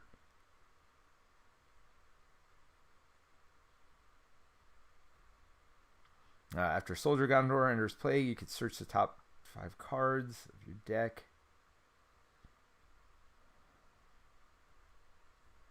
I'm flirting a little bit here, but I'm going to go ahead and do this. Let's put another Soldier of Gondor out. I'm flirting because my threat's so high. But I'll search top 5 cards for an ally. So that's 1 option. 2 options. 3 options. 4, not an option. 5, not an option. Okay. So here are my options for allies. Well, Sentinel, I could play. It deals 1 damage to the attacking enemy after I'm declared as the defender, which would immediately kill this because, again, damage goes by armor. So that looks like probably the choice. But after the ship captain enters play, move 1 resource counter from one pool to another. Well, I can't even afford these this turn, so we're going to be smart about this. Put in the Gondorian Spearman, because I have 3 resources here, so I'm going to spend 2 of those to put the Spearman in. I'm just going to put it up here again to remind myself it's a defender, but guess what? The Citadel Custodian is now free to put into play because I have at least 5 allies. So it's just -1 cost for each ally, which, yes and thank you. All right, so I still have 1, so I could add 1 to my defense if I really need to. All right. So there is 0 threat up there. We are going to be drawing 2 cards. I have nothing to increase my, I want to call it thwartingness, but it's not. It's willpower. So I got 2, 4, 5, 6, 7, 8, 9, 10, 11. So I have 11 points I am putting toward this of willpower that I'm putting toward this quest. I'm trying to get past this stage as fast as possible because 2 cards a turn is going to catch up to me eventually. So the first card, oh no! If Ogeron Swarm engages a player, that player must choose and exhaust 2 characters they control. That's real bad, but I don't have to engage it, but it is adding 3 threat. But yeah, no, that's bad. When revealed, deal 1 damage to each exhausted character. Okay. Well, this also bad will do some stuff. Alright, so that's 1 damage here, 1 damage here. 1 damage here, which means 1 away from death. 1 damage here means you are defeated. 1 damage here means you have 1 damage. 1 damage here also means you have 1 damage, no damage, 1 damage here, 1 damage here. All right, so I did lose their willpower, so that's 1 point of willpower lost. So I still have 10. 10 to 3 is going to get me 7 points of progress towards this main quest. Now, I have additional optional engagement. I'm not going to do that because I am on my raft. This is not going to engage me. The reason is I don't want to exhaust 2 characters right now. Like, I'm not ready for it to do that and deal 7 damage. So while 3 threat up here is bad, I can't deal with fighting that right now. So we're just going to leave that 3 threat up there. And my Gondorian Spearman will, well, first of all, we deal a shadow card to the enemy. So we did our engagements. But again, because I'm on the raft, they won't engage. Well, if I exhaust 2 characters, no, it's too dangerous. All right, so I'm going to declare the Gondorian Spearman as the defender. They do 1 damage immediately, which moves this up to 3. And because it's at 3, then it is immediately defeated. So we not only discard it, but also its shadow card for no effect. Which wouldn't have done anything anyway. Okay. All right, so that was that. We are to the end phase where we... Oh no, that's when this character attacks, right? All right, so now if I prepare myself a little better... Now I have a lot of characters, right? So, like, I can do some stuff with taking care of the spider. I just need to be prepared for it. And I'm going to have more characters out starting in a second. And my threat's over 40, and I'm probably getting Gandalf in. I don't know that I can do both of those, so that's not going to happen. So I readied all my characters. Let's increase threat. Let's increase the round number. All right, 3 more threat and I lose the game, which means if I lose characters, I lose threat also, which is bad. So let's not do that. Let's instead, we're going to add 1, 2, 3, which means I can't afford Gandalf. So mistakes may have been made. We're definitely running out of time here. Now I do have characters that can attack pretty well, so we'll see what happens. And if I leave 1 resource over here, that's good. So let's draw a card. Visionary leadership. Okay. That's good. That's very good. So we're going to attach visionary leadership to over here. Now I don't have enough resources, unfortunately. Does anything let me move resources? When one of my characters dies, it does. Leaves play, add a resource to a Gondor hero resource pool. Well, bottom line is I don't get this turn, but if I can get a resource here, and I can't afford any of this other stuff, +1 defense seems good, so maybe I save it for that. We'll see. Then affording Gandalf becomes harder because I'm only getting 3. I'll get 4 resources if I pull somebody down. So then I could do Gandalf next turn. I mean, I got to do Gandalf soon. If I lose a character, yeah, bad stuff happens. But let's try not to lose characters, shall we? All right, so we have to commit to the quest. This is just a normal commitment. What do I need to kill this thing? Or do I just not worry about it? 3 threat up there is no good. I'm going to plan on pulling it down. So I'm just going to do 2, 3. So how many points? This will be 3 points of attack. I need a total of 7. And this will be 1 and 3. Okay, so I actually don't need those characters unless, well, I'm going to have to exhaust 2 characters too. Let's commit you to the quest. So right now I've got, because I can't lose the quest either. I got 2, 3, 4 is it. I'm going to have to commit more, unfortunately.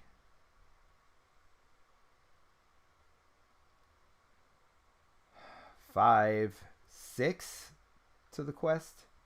That's still not a lot. I mean, if I add threat, I'm in trouble.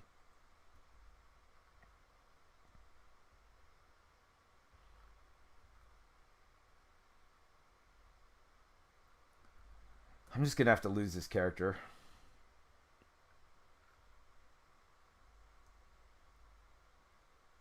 So if I lose a character, I can commit him. 7, 8. All right. So that's 8 points to the quest. There 3. That still may not be enough. All right. So we're drawing 2 cards. First one is a marshland, which has 3 itself, which isn't looking great. When Gladrian Fields is the active location, each player must raise their threat by an additional point during the refresh phase. Great. Oh, another location, which only has 1. So when faced with the option to travel, the players must travel to here if there's no active location. Well, that's great. All right, so we're adding 1 point here, unfortunately. So travel phase, I do have to travel to this location, which just reduces threat by 1. I'm going to have to engage this spider this turn. So let's go ahead and do that. We're going to engage this spider. When I do that, this character gets a resource. He's going to attack for 2. So I could play this to increase my defense. So what is the ordering? Resolve the shadow effects and then determine damage. But I have a window to play this ready Gondor character. So I'll probably do that. So how much attack would I have? So it's going to be 1 damage from here. And then it would need 6 more. I'm going to need to lose a character here. Oh, when it engages me, I get to exhaust 2 characters. So I actually think Squire of the Citadel, add a resource to somebody's pool. Yeah, so I'm going to exhaust these 2 when I engage it. I'm going to use him to defend. All right. This is going to be tight. So we draw a shadow card. We declare defenders. This is going to be my defender. They're going to attack. Yeah, I need this character to leave play, unfortunately. Choose and discard 1 attachment from the defending character. If the attack is undefended, discard all attachments you control. Well, thankfully, not undefended. So Squire of the Citadel is going to get defeated. because of this, when that happens, my threat goes up by 1. But I do get to ready this character. Raise your threat by 1. But after a character leaves play, which that just happened, I get to increase it. So, all right. So we're sitting here looking at something with 7 life. I'm going to attack. The first thing that says, after attached hero is declared as an attacker, exhaust Valor to heal 1 damage from the hero and deal 1 damage to the defending enemy. So there's 1 damage there. And then I'm going to do 3 damage here, 3 more here for a total of 6. 6 plus the 1 I did is a total of 7. So that's 2 to the shield. 5 more, 7. Boom, boom, boom. Defeated. Oh my gosh. Goodbye, Swarm. By the way, that Swarm is the burden from not killing the spider on the first one. This stupid Swarm is following me. Okay, so I lived another turn. And I have enough resources to... I have to play Gandalf next turn. There's no question about it. I can't sit at 48 threat forever. I do have quite a few characters, and I got Visionary Leadership, which means questing will be a lot easier going forward. And with Gandalf this turn specifically, I should be... I mean, never going to count any chickens, but should be okay. All right, so let's unexhaust everything here. Boom, boom, boom, boom, boom. All right. Let's tighten this line up a little bit. Tighten up the line. Oh, whoa. When this character is defeated, add 1 resource to a Gondor Heroes pool. So I'm going to add it over here. So now everybody does get the +1 questing, and everybody does have +1 to their attack, which may have made a difference, but it wouldn't have because I didn't attack with those characters anyway, and I defeated everything, so let's not think about that. All right, so we are sitting here looking at 3 threat here. But I got plenty of characters to quest with, to fight, to do whatever with. So I'm not going to worry about it too much. End of my turn, I readied everything. I don't think I added 1. Maybe I did, but if anything, I just hurt myself. I feel like I already added it, but whatever. Somebody can rewind the tape and let me know. I will happily remove a turn and a threat. But for now, I'll just keep it there. We're going to add 1 to each of their resource pools. Added 1 to each of their resource pools, and then I draw a card. All right, we're playing. I mean, I didn't even think about this. 1, 2, 3, 4, 5 to play Gandalf. Gandalf reduced my threat by 5. 1, 2, 3, 4, 5. And again, let me know if I screwed up and I shouldn't have added an extra threat there and an extra turn. Please let me know if you can rewind. I appreciate it. So I have 2 more. This one costs 1. Exhaust it to move a resource. Sure. So I will pay 1 to add this character into play. Gandalf is going to have to leave play at the end of the round, but that's fine. Oh! If this is the active... You must increase... So if it's the active location only, I would have had to increase my threat by an additional 1. It wasn't. So, yeah. I may have done end of round resource or threat twice, but it's okay. I'm still in a decent spot. I got this +1 to the willpower of all my Gondor characters, so I'm in a pretty good spot right now. I reduce my threat by 5, so I don't get to draw 3 cards or deal 4 damage to an enemy. But let's go ahead and we're competing against 3. We're going to do 3 again because of this Visionary Leadership. It's +1 to their willpower. 6, 7, 8, 9, 10, 11, 12, 13, 14, 15, 16, 17, 18, 19, 20. We'll put 20 toward the quest. Let's think if I think that's going to be enough. So I need 8 more here, -3. So 20 minus 3 is 17. Yeah, that should be plenty. And that still gives me some characters to defend with. If I lose one of them, then this character already. So I'll have... And I can only engage 1 character a turn anyway. So, yep, we're going to reveal 2 and pray to God, because I think I'm going to have to fight everything when I'm done. Oh! Don't forget the 6 here. That might not be enough. So 6, plus 8 is 14 points. I'm only at 17 now. I mean, the bottom line is maybe I just can't defeat it this turn. And maybe that's okay. Yeah, I'm gonna deal with it.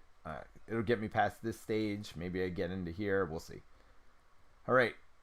So, deal 1 damage to each character controlled by each player with 35 or more threat. 1 damage to each character. That's it. Just each character gets a damage. So that's 1. That's 1. That's 1. This is 1. Defeats it. We just lost the quest. That's 1. Defeats it. That's 1. Defeats it. That's 1. Defeats it. Doesn't defeat. That's 1. Doesn't defeat it. 1 here. Doesn't defeat it. 1 here. Defeats it. Alright. So, this character is defeated. I mean, the most important one is this one. Lose. Oh, wait. Is that not part of this quest? Let me see something. If Mendor leaves play, the players lose the game. Yeah. No, we lose the quest. Mendor! Yeah, all these characters would have been defeated. I'm just curious what would have happened. We can just delete them now because I've clearly lost, but just curious how much questing I still would have done toward the main quest. And gosh, that's only the first card drawn too. All right, so I'm still at 3, 6, 7, 8, and 4 is 12. I'm still at 12. Not quite 20, but 12's a thing. After Misty Mountain Goblins attacks, remove 1 progress from the current quest. Yeah, whatever. So that's 2 more. So I would have beat it by 7. So 6 would have defeated this. 1 more on the main quest. So it's an interesting decision whether I would have traveled here. That would have increased my threat by 2 each turn. So I think I kind of have to.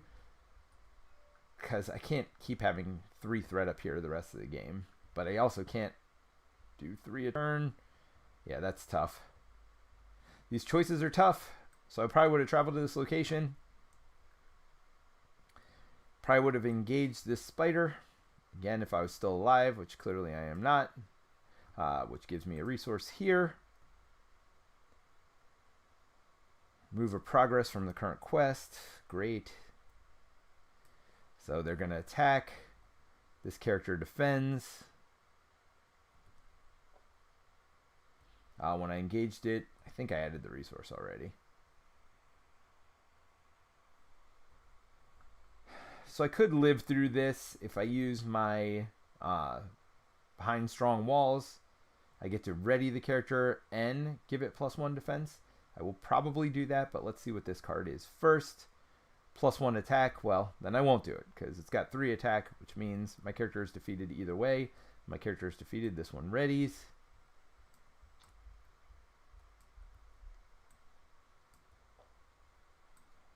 That goes away. This character is sitting here on 4 life, which bink bink.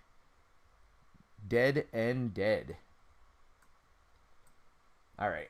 Do we want to see one more round? I kind of want to see one more round. I'm curious if my character hadn't died, what would happen? So I'm going to ready everything up.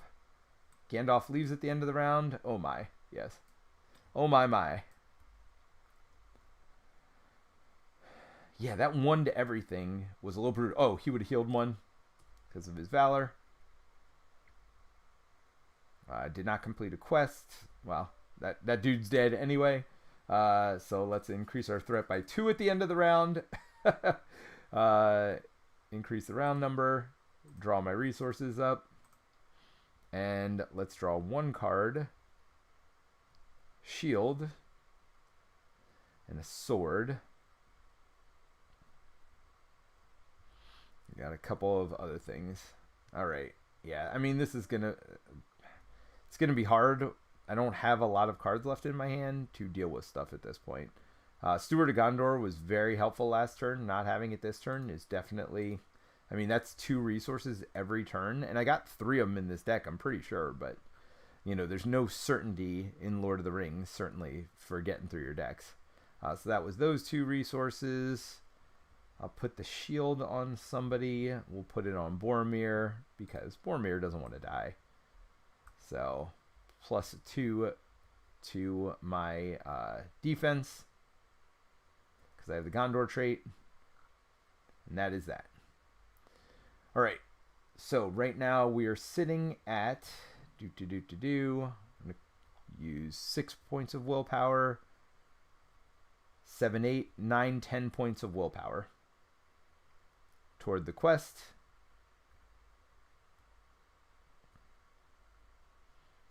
So I'm at 10. They're at 0. So I got that going for me. And I get these 2 things. That only adds 1. That's good, but I will have to travel there. But I don't mind that at all. Misty Mountain Goblins attacks. Remove a progress token. Oh, I forgot to do that last turn. I would have had to remove a progress token from the quest. Good thing we popped up another one to remind me to do that. All right. Well, I think I'm good there. This adds 2 more. So total of 3 to 10. So I beat it by 7. So that's 3, 4, 5, 6, 7. Getting close. Have to travel to this location. I am forced to. Do I pull the goblins down? It'll remove a progress token. I can defend and defeat it this turn, though, with this Defender of Gondor, so I'm going to pull it down.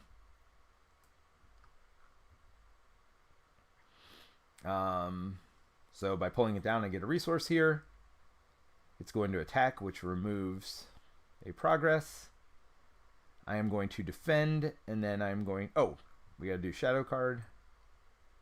Now we reveal the shadow card. Nothing happens. I'm going to spend 1 resource to play this ready defending Gondor character, give him +1 defense. So I'm going to ready Boromir. Wait. Yeah, it's got to be the defending character. So I'm only attacking for 3 anyway. I don't have a sword, do I? No, I have a shield. Not as useful as I would like. Okay, after Misty Mountain Goblins attacks, remove a progress token. We did that. So I only get to attack for 3. So do I even want to use this? No, I don't. Forget it. I'll keep this card in my hand. I just defended. I'm going to wait till I can defeat it. So I will sit where I am. And this goes away. End of the turn. I don't have the thing that adds 2, so we just add 1 threat. We add 1 here. To my turns. Let's ready everything up. Again, I've already lost because of the quest part of it, but I just want to see. Just want to see. Add a resource to everything. I need Gandalf here. Aramandril. Wait, after... Attached to a noble hero. After attached hero gains any number of resources from a card effect, exhaust Aramandril to ready the attached hero. But I can't put it on them. That's right. And this doesn't give me resources. So, yeah, I'll probably put it on Boromir, but I don't know how useful it is. So I do have 2 resources. I mean, I don't really have a lot here. So I'll spend these 2 resources, 1 to put a sword over here on Boromir, and the other one to make him the heir of... So he has a sword and a shield, which are restricted, both of them. Now I do get +2 attack because my threat is 40 or higher, yay, but I have 3 turns to win this. It may be 4 again, I might have put an extra threat on here, but it's fine. Alright, so at the end here, let's see. I just revealed 2 cards. Well, this is at 0. I got to decide who I want to quest with.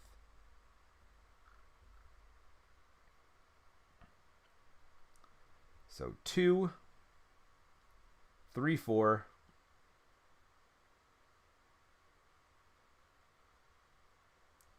5, 6, 7. So it's 7? Do I feel like that's enough? Because I got to get by 6 here, right? Yeah. All right. Why not? So it's 3, 6, 7, 8, 9, 10. So I'm at 10. Which is the same.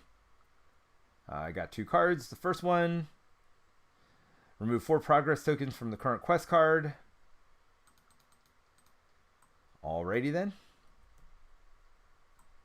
And the Goblin Sniper. During the encounter phase, players cannot optionally engage the sniper if there are other enemies in the staging area, which there are not.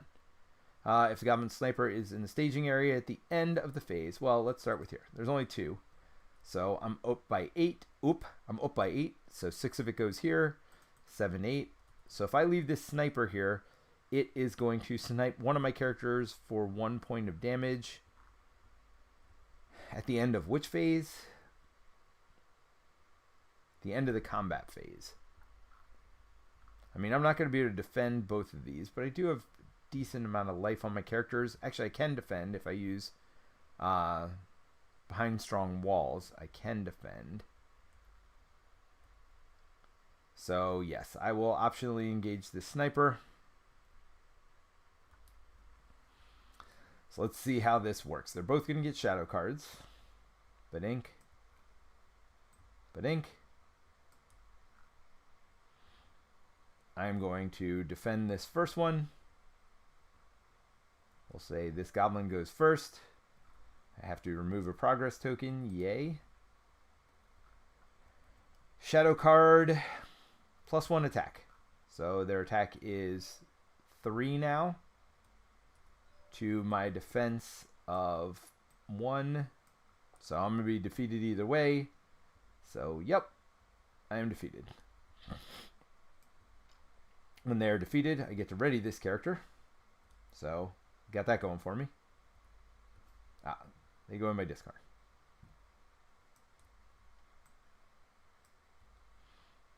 Alright. And then, oh, I should have gotten a resource when I engaged this. And now he's going to attack. I'm going to defend with this character. Defending character does not count its defense. Yay. Ready defending Gondor character. The character gets +1 defense, but it doesn't count its defense, but it still gets to ready. This character is going to do 2 damage. I have 4 life, thankfully, so I'm still alive. These terrible shadow cards go away, but I'm going to kill this stupid sniper because I want to. So I'm going to attack with my Valor. I heal 1. I do 1 immediate damage here, and then I kill it with the rest of my damage. Boom, boom, boom. Alrighty. We are getting down to the end. I basically have a couple turns left unless I can find Gandalf here somewhere. Still got this stupid goblin in front of me. I have no cards in my hand. Yeah, so let's ready up. Let's add a threat. Let's add a turn. And let's draw. Did somebody say draw? I got another sword. Which is all kinds of not useful. Wait. I definitely didn't add resources. So there we go. I'll spend this resource to give him a sword. And I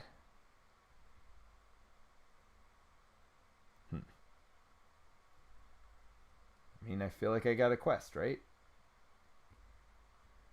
How high can we get our questing? Who knows? 2, 4, 6, 7, 8, 9. So I'm up to 9. It's getting worse, not better. Let's see how much threat comes up. Boom. So this adds 3. And then boom. This adds 1. Alright, so good news. 4 to 9. That means I quest for 5. 1, 2, 3, 4, 5. Which puts me not over the limit. So not good news at all. Thanks, Amanda. When leaves play, return it to the top of the encounter deck. It's not terrible travel. The first player must discard 2 cards from the hand to travel here. So I can't even do that. I feel like I gotta put this card here. Yes, it's going to cost me 3 progress next turn. But it's also 1 less terrible card I gotta draw. Let's deal with this thing. I just let him kill somebody. Gonna attack for 2. I'll just defend here.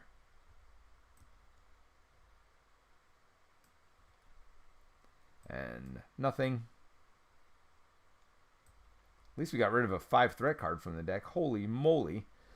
So, defended against that spider that I brought on my thing. Oh, we're going to lose a progress token.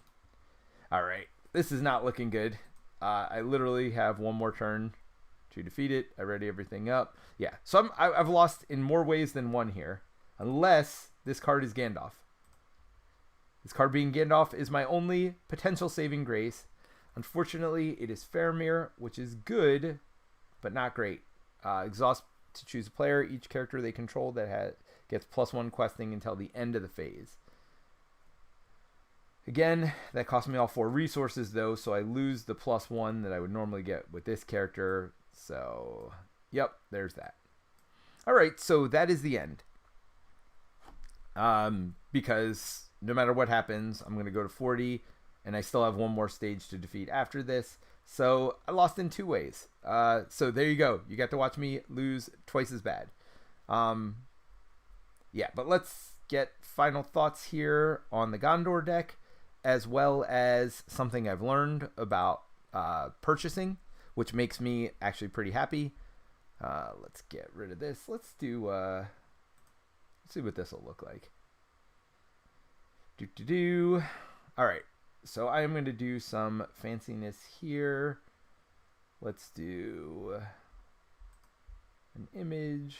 Let's pick an image. Let's pick this.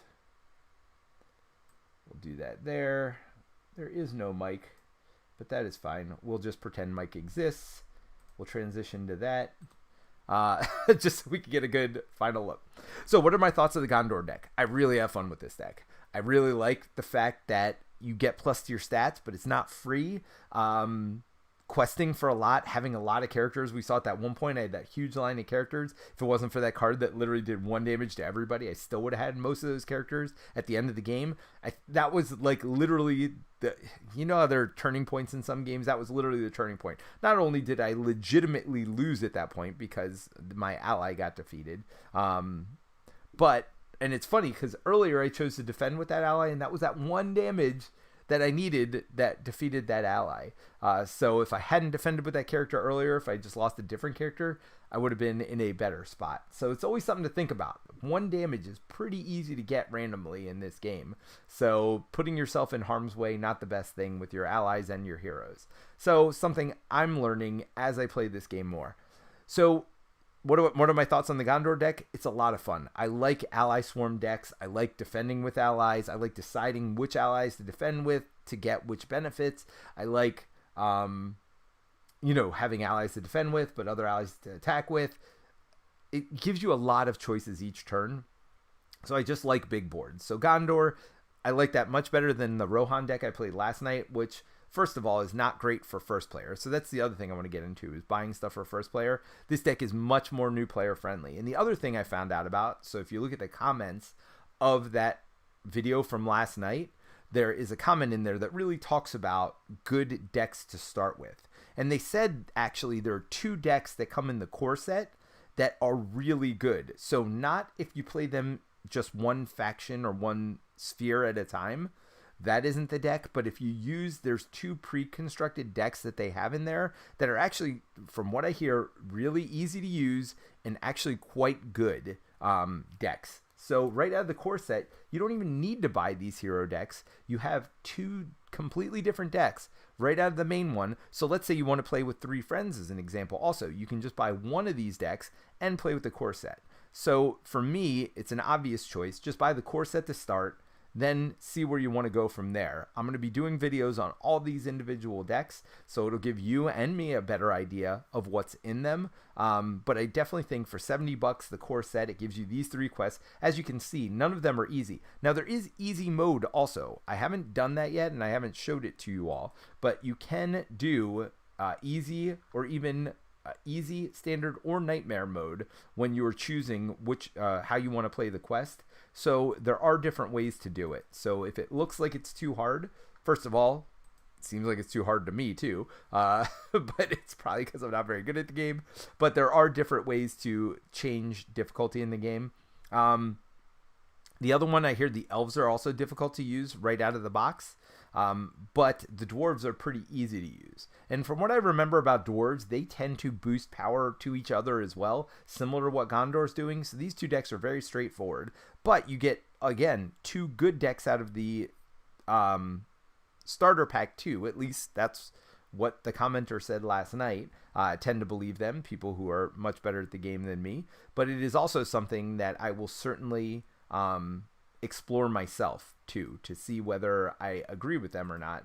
And we'll explore those decks here together as well. Sorry, I'm distracted by the fact that my screen went off the screen. All right. So that is kind of my final thoughts here on the Gondor deck, about buying in. Every day I get closer and closer to buying in myself.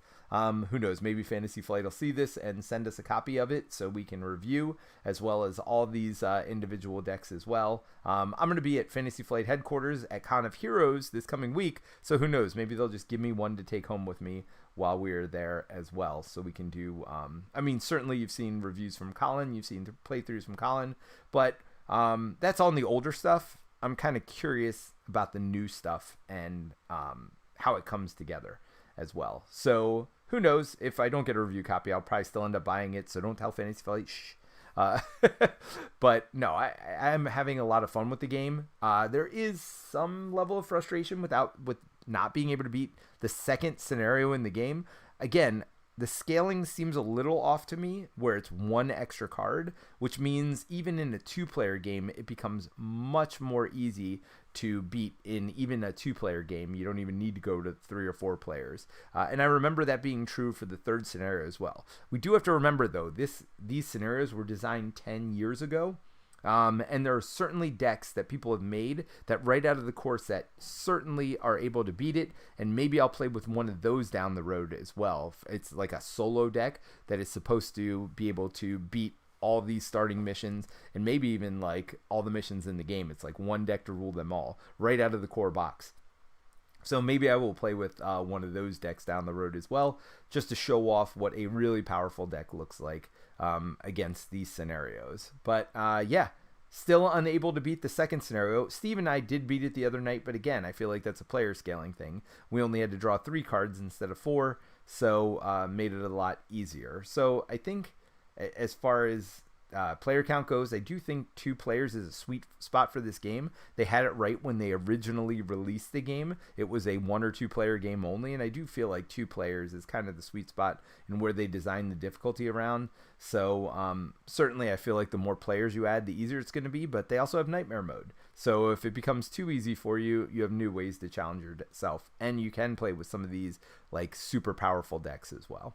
But anyway, hopefully that helped. I don't see any comments out there, so I'm going to say goodbye, and thanks for watching.